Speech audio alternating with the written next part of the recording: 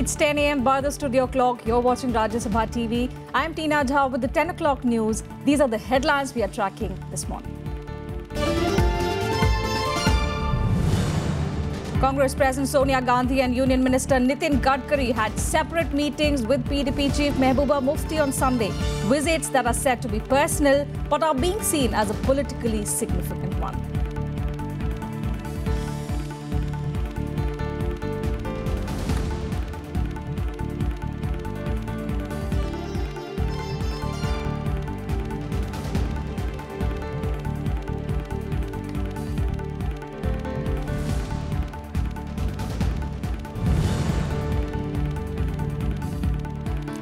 Finance Minister Arun Jaitley unveils Stand Up India initiative to encourage entrepreneurship among backward sections, seeks states' help on reforms.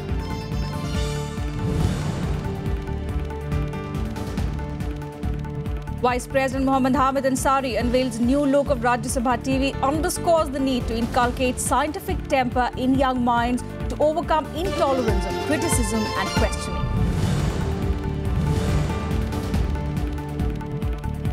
And 3 days after North Korea's claims of hydrogen bomb test, United States flies B-52 bomber close to North Korea.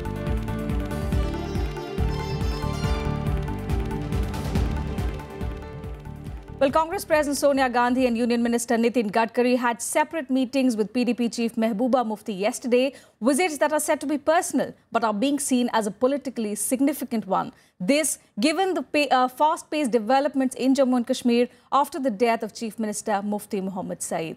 Jammu and Kashmir is under governor's rule as of now. Amid speculation that Congress is offering an olive branch to the PDP, Sonia Gandhi met Mehbooba Mufti at her residence in Srinagar on Sunday. Sonia offered her condolences to the family of the late Chief Minister of Jammu and Kashmir, Mufti Muhammad Saeed. The Congress president was accompanied by Leader of Opposition in Rajya Sabha, Ghulam Nabi Azad, Congress General Secretary Ambika Soni and Party Leader Saifuddin Soz. The Congress, however, maintains this was not a political visit. It was a condolence meeting for which she had come, and for the long association which Mufti Sahab had with the family and the Congress party. Sonia's visit comes at a time when the state is under governor's rule. The constitutional vacuum in the state is the outcome of Mehbooba Mufti's reluctance to take oath during the mourning period, a delay that has set off speculations of political realignment in the state. The PDP and the Congress were in alliance from 2002 to 2008.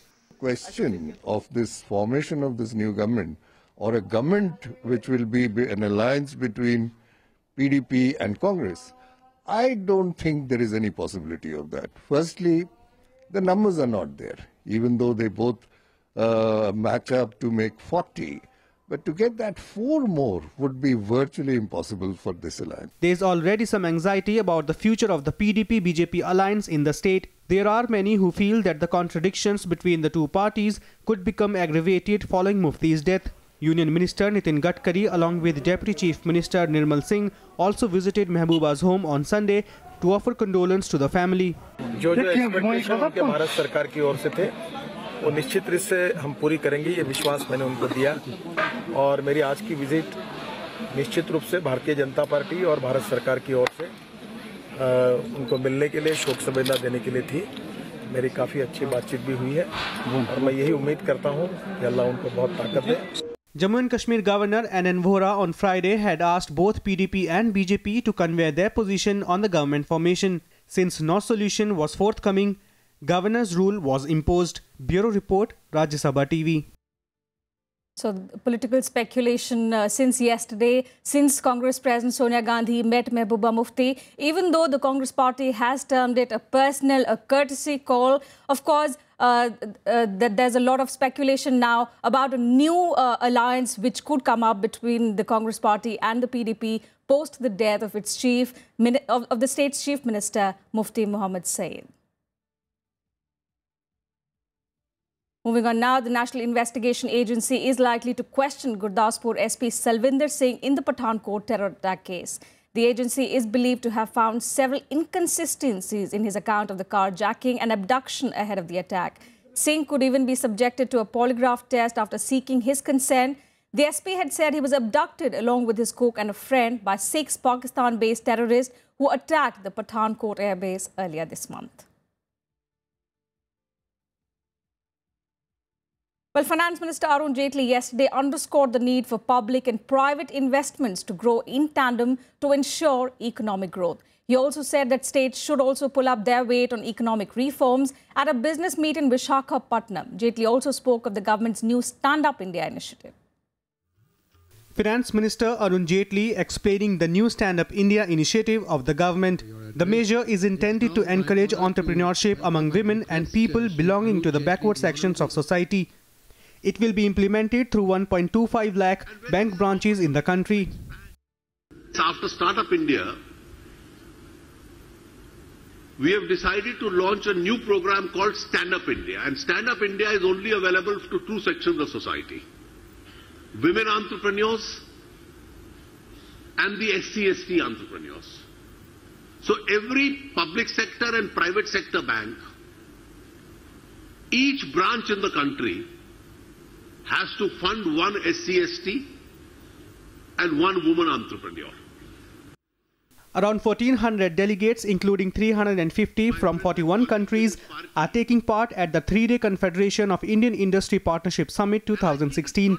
Chief Minister N. Chandrababu Naidu is interacting with industrialists to find the right investment opportunities in his state. One of them was with Reliance Defence that signed an accord with the Andhra Pradesh government to set up a naval facility. We have signed an MOU with the Andhra Pradesh government to set up a new world-class naval facility at Rambili along the east coast, just 70 kilometers south of Visakhapatnam. Reliance Chairman Ambani cited estimates saying the Indian Navy could spend nearly 200 billion rupees annually over the next 15 years on acquisitions and fleet modernization of submarines and aircraft carriers. The Modi government at the centre is expected to take on a greater role in the field of defence with a spending of $250 billion over the next decade to upgrade its military. Bureau Report, Rajya Sabha TV. Meanwhile, the Delhi High Court will today decide the fate of the odd-even traffic regulation scheme. The High Court on Friday reserved its order on a bunch of writ petitions challenging the odd-even rule for vehicles after the Aam Aadmi Party government defended the scheme. According to the state government, per capita toxic gas emission had reduced as a result of less four-wheelers on the roads. Delhi's Transport Minister Gopal Rai also said the government will study data collected from the trial scheme to do a proper analysis before taking a final decision on the car rationing scheme. He also said the scheme will not be extended beyond the 15th of January. And for more details on that story, we are being joined by our correspondent Ravindra Sharan. Ravindra, a very good morning. What can be expected from the court order today? Yeah, good morning, Tina. Today, the very crucial hearing is going to take place in the High Court when on Friday the High Court has reserved its order about the future of the odd-even vehicular rationing scheme started by the Delhi government. On Friday, the Delhi government, while presenting its data about the benefits of the odd-even scheme to reduce the reduce the pollution levels in Delhi, said that this is a very good scheme and it successfully is able to reduce the level of pollution because the winter is the time when the pollution is on the peak level. But due to this scheme, they are successfully able to reduce the levels of the pollution. But yesterday, the transport minister said that they are not going to extend this scheme beyond 15th of January. This is exactly the opposite and the contradictory to what they said on the Friday during the hearing when Transport Minister himself was present. The Council of the State Government, Harish Salve, said that they are going to extend, they may extend the scheme to know the best and the better assessment and the results, the outcome of the scheme. So they can extend the scheme, but now the Transport Minister outside the court is saying that they may not extend the scheme. This is a bit contradictory. Today everything will be decided when the High Court will give its verdict. So, Ravindra, could the court ask the Delhi government to stop this scheme right now, as it previously asked the Delhi government why the scheme should not be restricted for just a week or maybe 10 days? So today being the 11th, only 4 days left for this car rationing scheme. Is it likely that the High Court could order the government to stop it right after today? This is what the High Court has said during the hearing last week when the Delhi government was asked to submit a detailed report of the data collected by them, whether this is a scheme which is exactly benefiting the people of Delhi after so much of inconvenience that they are not in this position to ply their vehicles daily on the roads. What are the benefits? The data given by the Delhi government in this regard has been disputed by different petitioners in the court. They are saying that this data has been compiled by the DPCC, that is Delhi Pollution Control Committee, and the data which has been provided by the CPCB, Central Pollution Control Board, is different than the data given by the Delhi government. So it was disputed. Now the court has to decide. Court has already indicated that why we can't reduce the time of this scheme, because this is only a trial-based scheme, and trial can be conducted in 7 days also. So please come with the data. And on that day, as I mentioned, Harish Salve, for the best assessment of the scheme, we may go ahead and extend the time of the scheme by 7 days. All right, Ravindra, many thanks for joining us. We'll get back to you in the subsequent bulletins to get a final verdict of what the Delhi High Court has said on this Delhi odd even formula. Meanwhile, we'll slip into a very short break here. More news and updates on the other side. Do stay with us.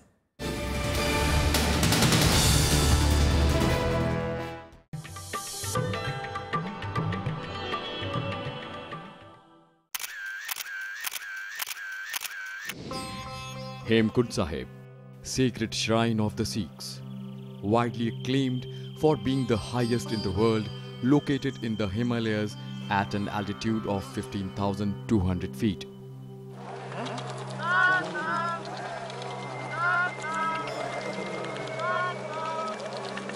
The Gurudwara is designed with an image of an upside-down lotus flower.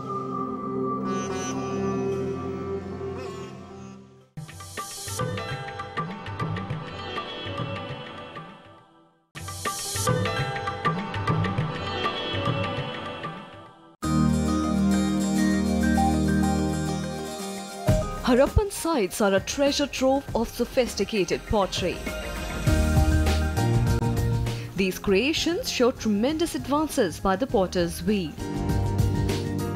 Creations like the perforated jar, the copper axe, the chisel and knives astound even present-day archaeologists. Figurines depicting yoga poses, chess pieces display a complexity unsurpassed even by later-day civilizations, all of which make the Harappan civilization truly unique.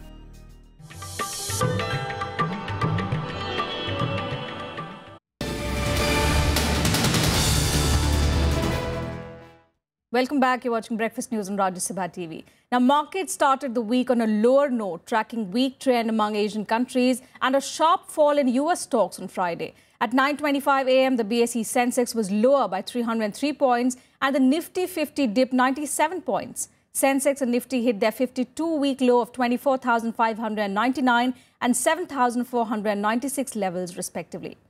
Headline indices fell after the People's Bank of China confounded analysts by guiding the yuan sharply stronger.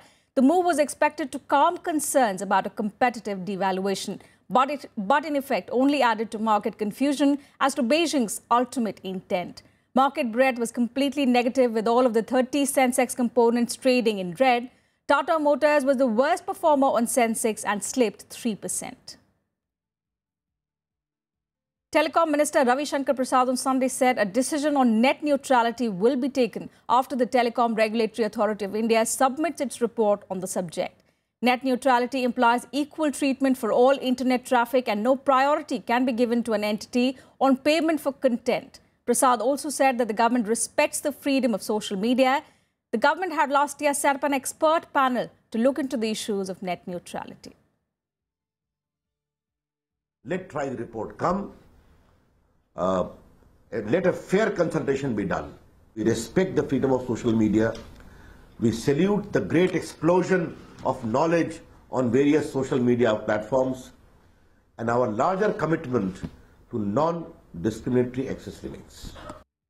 And in a rare visit since the civil war broke out in Syria 4 years ago, Syrian Deputy Prime Minister and Foreign Minister Walid Muallim will arrive in India today on a 3-day official visit.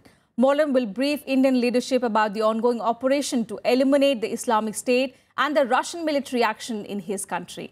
He will also hold meetings with External Affairs Minister Sushma Swaraj, National Security Advisor Ajit Doval and also several other leaders. He is also expected to meet Prime Minister Narendra Modi. Vice President Mohammad Hamid Ansari yesterday unveiled the new look of Rajya Sabha TV. He also released 2 books on the occasion, Moments of Eureka and Scientifically Yours. Inaugurating a panel discussion on scientific temper, the Vice President spoke of the need to inculcate in young minds. He also called for efforts to develop an analytical approach that leads to rational thinking and the pursuit of truth without prejudice. The Vice President underscored that discussion, argument and analysis are all vital parts of this approach. Listening.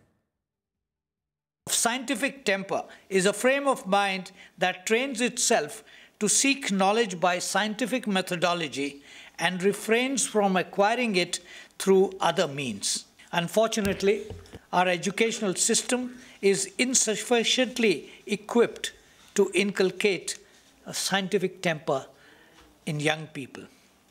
Over the years, the quantum of scientific information in the country has increased, but has not brought about science-mindedness in sufficient measure. And the Vice President will begin his 3-day visit to Kerala today. He will arrive in Kochi this afternoon and proceed to Kottayam to attend a function at the K.R. Narayan Institute of Visual Science and Arts. Tomorrow, the Vice President is scheduled to inaugurate the Inter-Health Annual Conference at Malappuram, following which he would proceed to the state's capital to present the Sri Chitra Tirunal Award to former diplomat T.P. Srinivasan. On the final day of his visit, the Vice President will declare Kerala as the first state in the country to achieve total primary education at a function at the Senate Hall. The declaration will mark the culmination of the second phase of the Atulyam Class 4 equivalency program for persons aged between 15 and 50, run by the Kerala State Literacy Mission Authority. Mohammad Hamid Ansari will also visit the Shivagiri Mutt at Varkala before concluding his trip. And on now to news and events lined up for today in our segment, The Day Ahead. Minister of Road Transport and Highways and Shipping Nitin Gadkari will address issues concerning road safety on the occasion of Road Safety Week at Transport Bhavan today. Home Minister Rajnath Singh and Nitin Gadkari will also flag off Road Safety Walk at India Gate.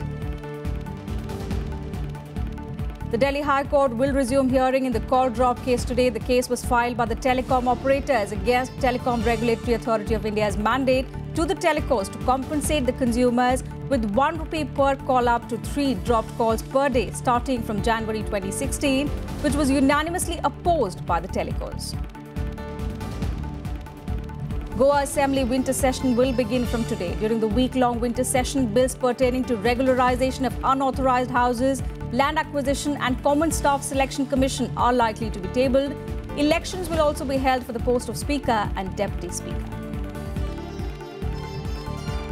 Time for another very quick break. All the international news to follow on the other side.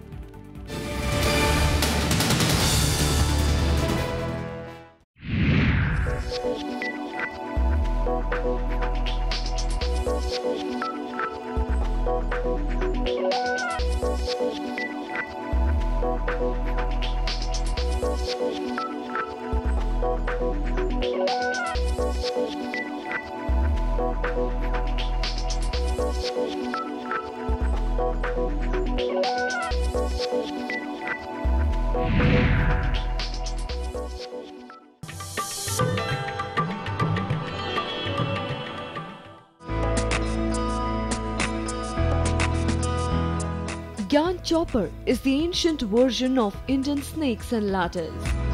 This intriguing game was popular among the old, the young and the rulers as well.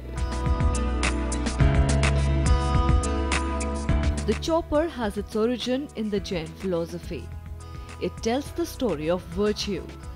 Each square in turn also narrates a message of wisdom.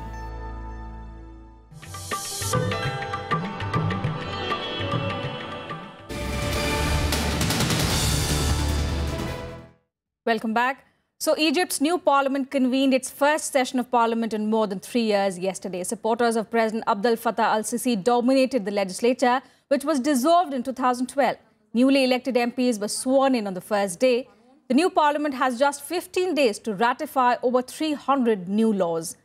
The move signals the end of the country's political roadmap that started in 2013. Moving on now, Afghanistan, Pakistan, China and the United States will begin talks today to revive the stalled peace talks with the Taliban. But just ahead of the crucial talks, the militant group has stepped up its violent campaign in conflict-ridden areas of Afghanistan. Analysts believe the group is divided over whether to participate in the talks and gain more power in negotiations. Intensified attacks by the Taliban just ahead of the four-country talks to revive the Afghan peace process. Since the beginning of the new year, the Taliban militants have been carrying out bomb attacks in parts of conflict-ridden Afghanistan, including capital city Kabul. Analysts believe the move is an attempt by Talibani militants to exert pressure on the high-level talks and gain power in negotiations with the Afghan government. Taliban, maybe they think if they do kind of this activity, will have a more visibility and they can again show them as one of the main actor for the peace process, or the main side that Afghanistan should be considering them in the power. There is, however, a differing opinion as well. Some analysts believe the Taliban is actually splitting up since the death of former leader Mullah Muhammad Omar. He was not being accepted by most of other Taliban. They were saying that he cannot be our leader.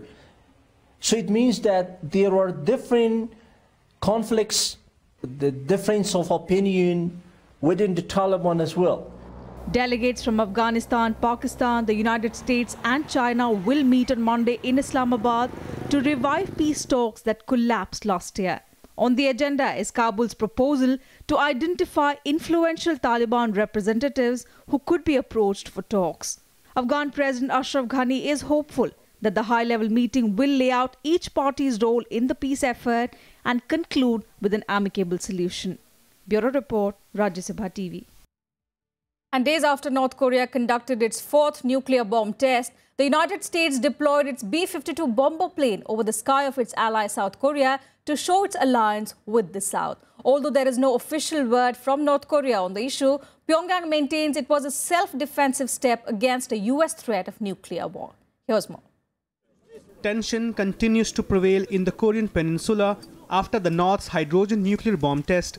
On Sunday, the US flew its B-52 bomber on a low-level flight over the sky of its ally South Korea, a clear show of force by Washington. The United States remains steadfast in its commitment to the defense of the Republic of Korea and maintaining the stability on the Korean peninsula, to include extended deterrence provided by our conventional forces and our nuclear umbrella.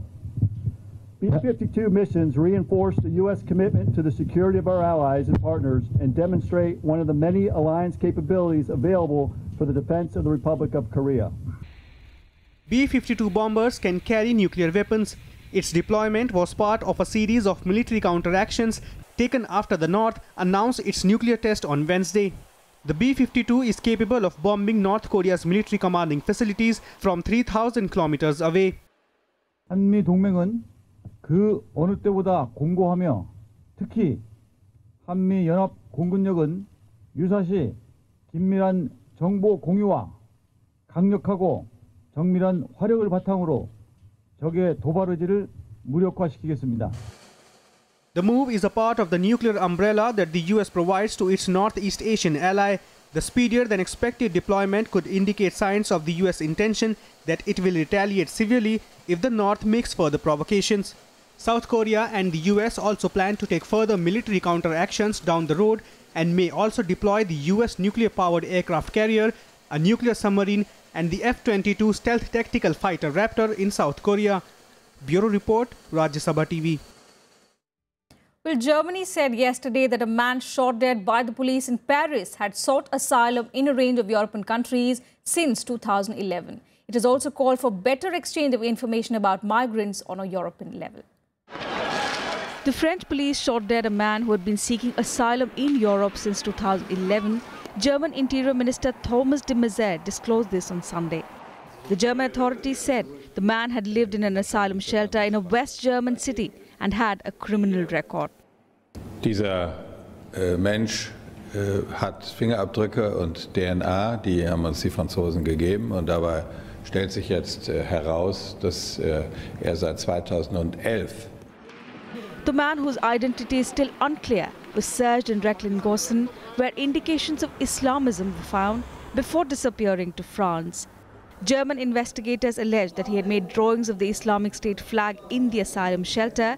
So far, officials said the man was acting alone, but de Maizière said the ongoing investigations would show the scale of the organization. Er ist kriminell geworden und er ist dann auch mal durchsucht worden in Recklinghausen. Da gab es erstmalig Hinweise dann auch zum Thema Islamismus. De Maizière said the incident showed need for stricter registration laws for migrants as well as a better exchange of information between European countries. Dass auf jeden Fall das Gesetz, was wir nächste Woche im Deutschen Bundestag verabschieden, wo wir die Registrierung so vornehmen, dass jeder vom anderen weiß, dass das dringend geboten ist, und über den europäischen Informationsaustausch. The German parliament is due this week to debate a tightening of the rules so that asylum seekers and migrants are registered more quickly and in more detail, including with fingerprints and health information. De Maizière also echoed German Chancellor Angela Merkel's toughened rhetoric on the possibility of rejecting the right to asylum for migrants convicted of crimes. Die Ermittlungen werden zeigen, welches Maß von Organisationen dort stattgefunden hat, vielleicht auch überregional. In Köln jedenfalls, diese Art von Spießrutenlauf, dann wieder verschwinden und woanders das Gleiche aufzubauen, da spricht viel dafür, dass das organisiert war. Merkel is coming under increasing pressure over her open-door refugee policy, which saw nearly 1.1 million people enter the country last year. More than 600 criminal complaints were made after the mass assaults, with women reporting they had been threatened, mugged and sexually assaulted. Bureau Report, Rajya Sabha TV. And a look now at all the sports stories this morning in Sports Beat. Swiss star Stan Wawrinka successfully defended his men's singles title at the Chennai Open, beating his Croatian counterpart Borna Soric in comprehensive straight sets victory. The world number 4 Wawrinka knocked out world number 44, just 19-year-old Korik, 6-3, 7-5 in the finals. This is also the top seed's 4th title at the Chennai Open, having won it in 2011, 2014 and 2015, apart from the men's doubles crown he clinched with Frenchman Benoit Paire in 2013. Milos Raonic toppled Roger Federer 6-4, 6-4 to win the Brisbane International on Sunday and avenge his defeat to the Swiss master in last year's finals. Raonic unleashed his usual serving blitz, but it was the rangy Canadian's ground strokes that impressed the most as he outwitted the Swiss with a masterful display of clean hitting from the baseline.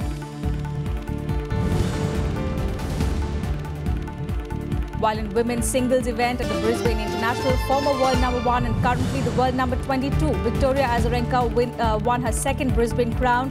The Belarusian side brushed aside her German counterpart, 4th seed Angelique Kerber, 6-3, 6-1 in the Brisbane International finals. Azarenka dropped only 17 games over 5 matches during the tournament and claimed her first title since the Cincinnati Masters in August 2013.